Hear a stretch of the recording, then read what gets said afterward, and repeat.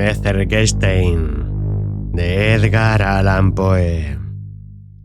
El horror y la fatalidad han estado al acecho en todas las edades.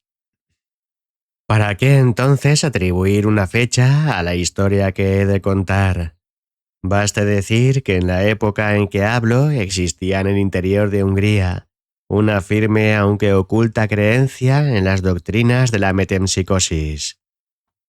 Nada diré de las doctrinas mismas de su falsedad o su probabilidad. Afirmo, sin embargo, que mucha de nuestra incredulidad, como lo dice La Bruyère, de nuestra infelicidad, bien de ne pauvre et seuls. Pero en algunos puntos la superstición húngara se aproximaba mucho al absurdo. Diferían en esto, por ejemplo, de sus autoridades orientales. He aquí un ejemplo.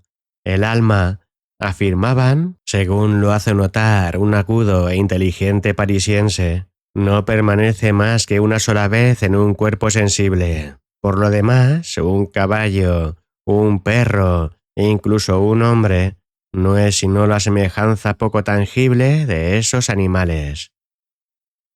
Las familias de Berlifitzing y Methergestein se hallaban enemistadas desde hacía siglos. Jamás hubo dos casas tan ilustres separadas por una hostilidad tan letal.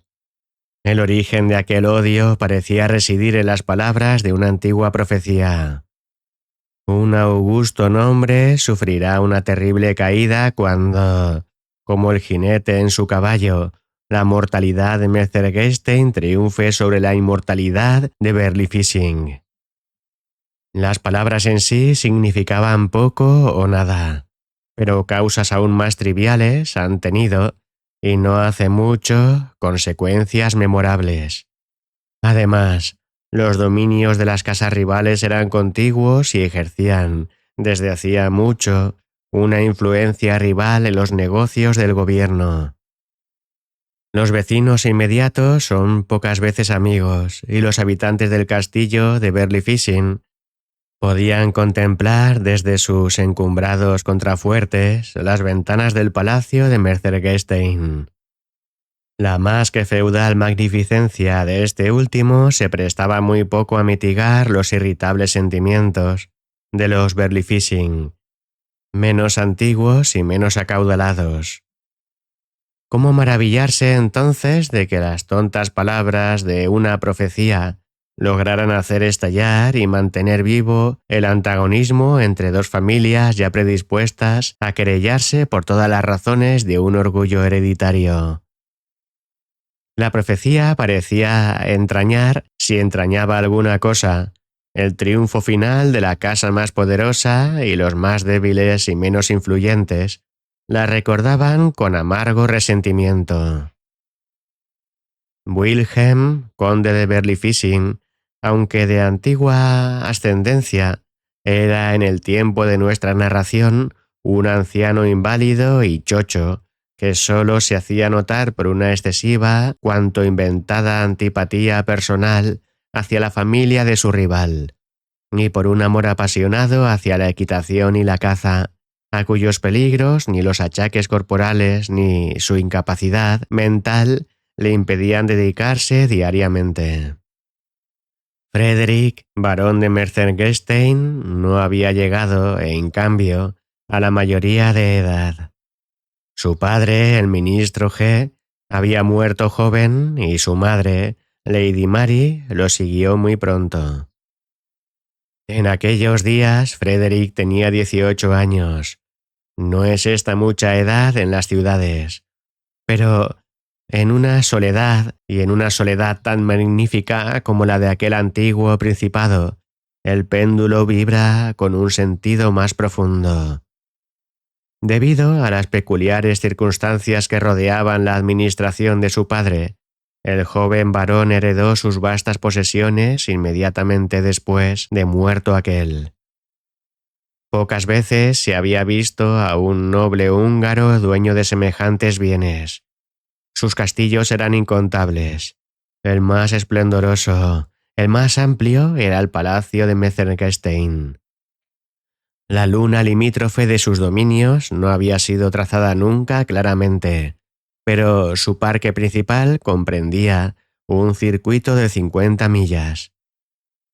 En un hombre tan joven cuyo carácter era ya de sobra conocido, semejante herencia permitía prever fácilmente su conducta venidera.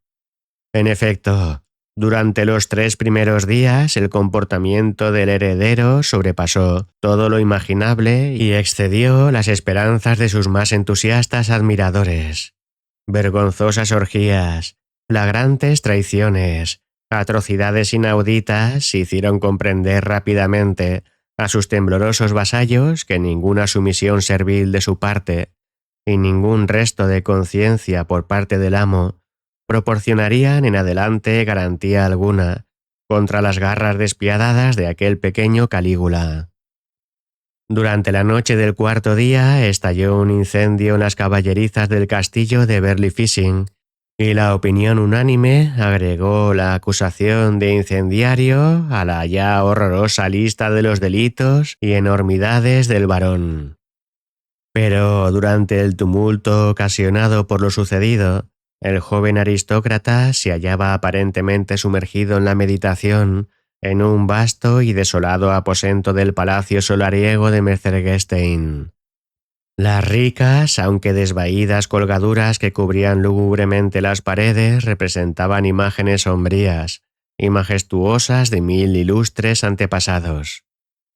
Aquí, sacerdotes de manto de armiño y dignatarios pontificios, familiarmente sentados junto al autócrata y al soberano, oponían su veto a los deseos de un rey temporal o contenían con el fiat de la supremacía papal el cetro rebelde del archienemigo. Allí, las atezadas y gigantescas figuras de los príncipes de Mercergestein, montados en robustos corceles de guerra, que pisoteaban al enemigo caído, hacían sobresaltar al más sereno contemplador con su expresión vigorosa.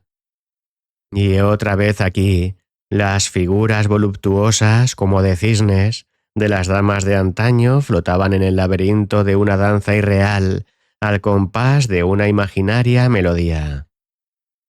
Pero, mientras el varón escuchaba o fingía escuchar el creciente tumulto en las caballerizas de Burley Fishing, y quizá meditaba algún nuevo acto aún más audaz, sus ojos se volvían distraídamente hacia la imagen de un enorme caballo, pintado con un color que no era natural, y que aparecía en las tapicerías como perteneciente a un sarraceno, antecesor de la familia de su rival. En el fondo de la escena, el caballo permanecía inmóvil y estatutario, mientras aún más lejos su derribado jinete perecía bajo el puñal de un Metzengerstein. En los labios de Frederick se dibujó una diabólica sonrisa al darse cuenta de lo que sus ojos habían estado contemplando inconscientemente. No pudo, sin embargo, apartarlos de allí. Antes bien, una ansiedad inexplicable pareció caer como un velo fúnebre sobre sus sentidos. Le resultaba difícil conciliar sus soñolientas e incoherentes sensaciones con la certidumbre de estar despierto. Cuanto más miraba, más absorbente se hacía aquel encantamiento, y más imposible parecía que alguna vez pudiera alejar sus ojos de la fascinación de aquella tapicería. Pero como afuera el tumulto era cada vez más violento, logró por fin concentrar penosamente su atención en los rojizos resplandores que las incendiadas caballerizas proyectaban sobre las ventanas del aposento. Con todo, su nueva actitud no duró mucho, y sus ojos volvieron a posarse mecánicamente en el muro. Para indescriptible horror y asombro, la cabeza del gigantesco corcel parecía haber cambiado, entre tanto, de posición. El cuello del animal, antes arqueado como si la compasión lo hiciera inclinarse sobre el postrado cuerpo de su amo, tendíase ahora en dirección al varón. Los ojos, antes invisibles, mostraban una expresión enérgica y humana, brillando con un extraño resplandor rojizo como de fuego. Y los abiertos belfos de aquel caballo, aparentemente enfurecido, dejaban a la vista sus sepulcrales y repugnantes dientes. Estupefacto de terror, el joven aristócrata se encaminó tambaleante hacia la puerta. En el momento de abrirla, un destello de luz roja, inundando el aposento, proyectó claramente su sombra contra la temblorosa tapicería, y Frederick se estremeció al percibir que aquella sombra, mientras él permanecía titubeando en el umbral, asumía la exacta posición y llenaba completamente el contorno del triunfante matador del sarraceno Berlifitzing. Para calmar la depresión de su espíritu, el varón corrió al aire libre. En la puerta principal del palacio encontró a 3 escuderos. Con gran dificultad y a riesgo de sus vidas, los hombres trataban de calmar los convulsivos saltos de un gigantesco caballo de color de fuego. ¿De quién es este caballo? ¿Dónde lo encontrasteis?, demandó el joven con voz tan sombría como colérica, al darse cuenta de que el misterioso corcel de la tapicería era la réplica exacta del furioso animal que estaba contemplando. «Es vuestro, sire», repuso uno de los escuderos, «o por lo menos no sabemos que nadie lo reclame. Lo atrapamos cuando huía, echando humo y espumante de rabia de las caballerizas incendiadas del conde Berlifitzing. Suponiendo que era uno de los caballos extranjeros del conde, fuimos a devolverlo a sus hombres, pero estos negaron haber visto nunca al animal, lo cual es raro, pues bien se ve que escapó por muy poco de perecer en las llamas. Las letras WVB están claramente marcadas en su frente», interrumpió otro escudero. «Como es natural, pensamos que eran las iniciales de Wilhelm von Berlifitzing, pero en el castillo insisten en negar que el caballo les pertenezca». «Extraño, muy extraño», dijo el joven varón con aire pensativo y sin cuidarse, al parecer, del sentido de sus palabras. «En efecto, es un caballo notable, un caballo prodigioso, aunque, como observáis justamente, tan peligroso como intratable. Pues bien, dejádmelo», agregó después de una pausa.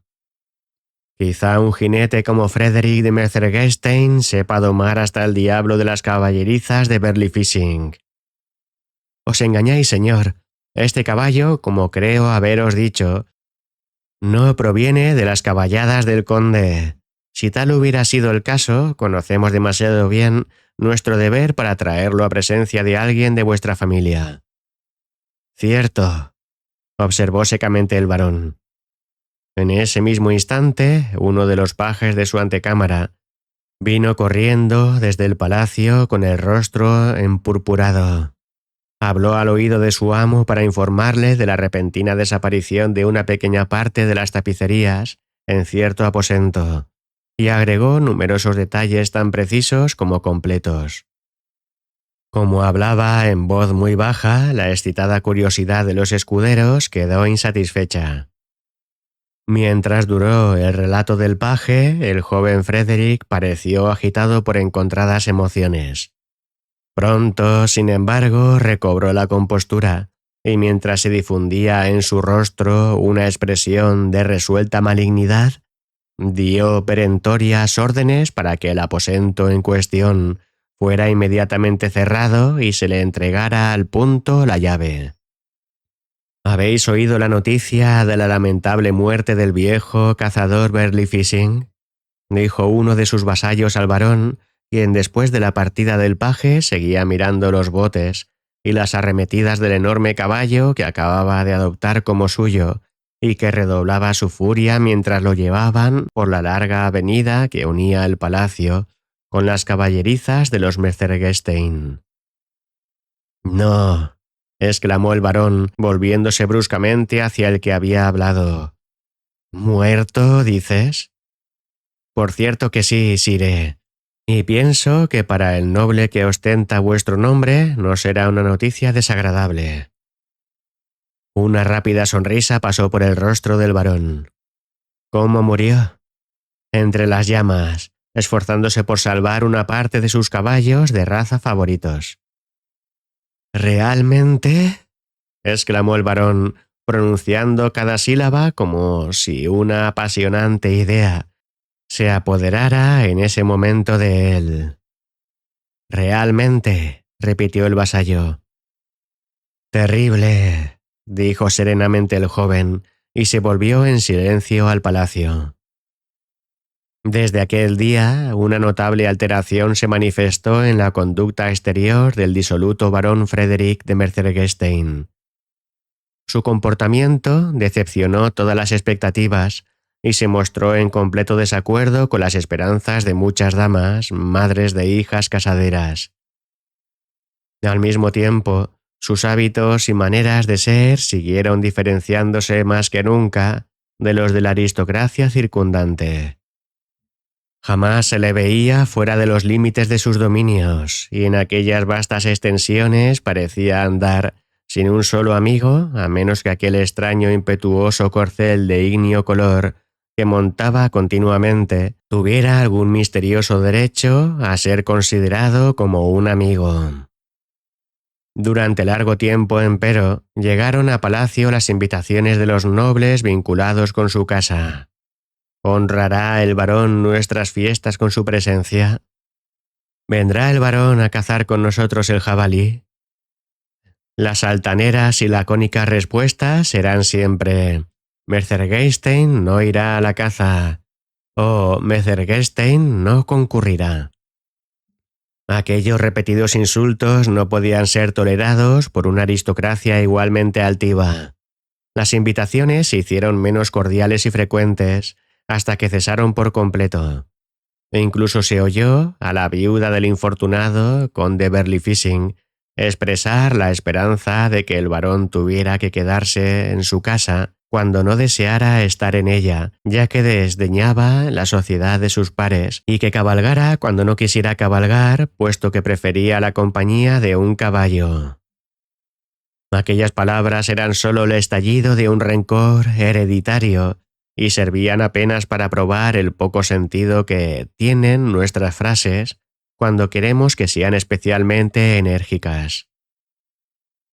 Los más caritativos, sin embargo, atribuían aquel cambio en la conducta del joven noble a la natural tristeza de un hijo por la prematura pérdida de sus padres. Ni que decir que echaban al olvido su odiosa y desatada conducta en el breve periodo inmediato a aquellas muertes. No faltaban quienes presumían en el varón un concepto excesivamente altanero de la dignidad. Otros, entre los cuales cabe mencionar al médico de la familia, no vacilaban en hablar de una melancolía morbosa y mala salud hereditaria, mientras la multitud hacía correr oscuros rumores de naturaleza aún más equívoca. Por cierto que el obstinado afecto del joven hacia aquel caballo de reciente adquisición, afecto que parecía acendrarse a cada nueva prueba que daba el animal de sus feroces y demoníacas tendencias, terminó por parecer tan odioso como anormal a los ojos de todos los hombres de buen sentido. Bajo el resplandor del mediodía, en la oscuridad nocturna, enfermo o sano, con buen tiempo o en plena tempestad, el joven Metzengerstein parecía clavado en la montura del colosal caballo, cuya intratable fiereza se acordaba tan bien con su propia manera de ser. Se agregaban, además, ciertas circunstancias que, unidas a los últimos sucesos, conferían un carácter extraterreno y portentoso a la manía del jinete y a las posibilidades del caballo. Se habían medido cuidadosamente la longitud de alguno de sus saltos, que excedían de manera asombrosa las más descabelladas conjeturas. El varón no había dado ningún nombre a su caballo, a pesar de que todos los otros de su propiedad los tenían. Su caballeriza, además, fue instalada lejos de las otras, y solo su amo osaba penetrar allí y acercarse al animal para darle de comer y ocuparse de su cuidado. Era asimismo de observar que, aunque los 3 escuderos que se habían apoderado del caballo cuando escapaba del incendio en casa de los Berlificing lo habían contenido por medio de una cadena y un lazo, ninguno podía afirmar con certeza que en el curso de la peligrosa lucha, o en algún momento más tarde, hubiera apoyado la mano en el cuerpo de la bestia. Si bien los casos de inteligencia extraordinaria en la conducta de un caballo lleno de bríos no tienen por qué provocar una atención fuera de lo común, ciertas circunstancias se imponían por la fuerza aún a los más escépticos y flemáticos.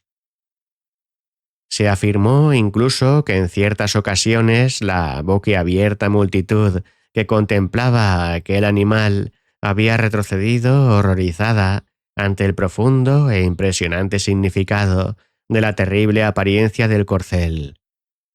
Ciertas ocasiones en que aún el joven Mercergestein palidecía y se echaba atrás, evitando la interrogante mirada de aquellos ojos que parecían humanos. Pero en el séquito del varón nadie ponía en duda el ardoroso y extraordinario efecto que las fogosas características de su caballo provocaban en el joven aristócrata. Nadie, a menos que mencionemos a un insignificante pajecillo contrahecho que interponía su fealdad en todas partes y cuyas opiniones carecían por completo de importancia. Este paje, si vale la pena mencionarlo, tenía el descaro de afirmar que su amo jamás se instalaba en la montura sin un estremecimiento tan imperceptible como inexplicable, y que al volver de sus largas y habituales cabalgatas, cada rasgo de su rostro aparecía deformado por una expresión de triunfante malignidad. Una noche tempestuosa, al despertar de un pesado sueño, Mercergestein bajó como un maníaco de su aposento y, montando a caballo con extraordinaria prisa, se lanzó a las profundidades de la floresta. Una conducta tan habitual en él no llamó especialmente la atención, pero sus domésticos esperaron con intensa ansiedad su retorno cuando, después de algunas horas de ausencia, las murallas del magnífico y suntuoso palacio de los Mercergestein comenzaron a agrietarse y a temblar hasta sus cimientos, envueltas en la furia ingobernable de un incendio. Aquellas lívidas y densas llamaradas fueron descubiertas demasiado tarde. Tan terrible era su avance que, comprendiendo la menor posibilidad de salvar parte del edificio, la muchedumbre se concentró cerca del mismo, envuelta en silencioso y patético asombro. Pero pronto un nuevo y espantoso suceso reclamó el interés de la multitud, probando cuánto más intensa es la excitación que provoca la contemplación del sufrimiento humano que los más espantosos espectáculos que pueda proporcionar la materia inanimada. Por la larga avenida de antiguos robles que llegaba desde la floresta a la entrada principal del palacio, se vio venir un caballo dando enormes saltos, semejante al verdadero demonio de la tempestad, y sobre el cual había un jinete sin sombrero y con las ropas revueltas. Se veía claramente que aquella carrera no dependía de la voluntad del caballero. La agonía que se reflejaba en su rostro, la convulsiva lucha de todo su cuerpo, daban pruebas de sus esfuerzos sobrehumanos, pero ningún sonido, salvo un solo alarido, escapó de sus lacerados labios que se habían mordido una y otra vez en la intensidad de su terror. Transcurrió un instante y el resonar de los cascos se oyó clara y agudamente sobre el rugir de las llamas y el aullar de los vientos. Pasó otro instante y con un solo salto que le hizo franquear el portón y el foso, el corcel penetró en la escalinata del palacio llevando siempre a su jinete y desapareciendo en el torbellino de aquel caótico fuego. La furia de la tempestad cesó de inmediato, siendo sucedida por una profunda y sorda calma. Blancas llamas envolvían aún el palacio como una mortaja, mientras en la serena atmósfera brillaba un resplandor sobrenatural que llegaba hasta muy lejos. Entonces una nube de humo se posó pesadamente sobre las murallas, mostrando distintamente la colosal figura de un caballo.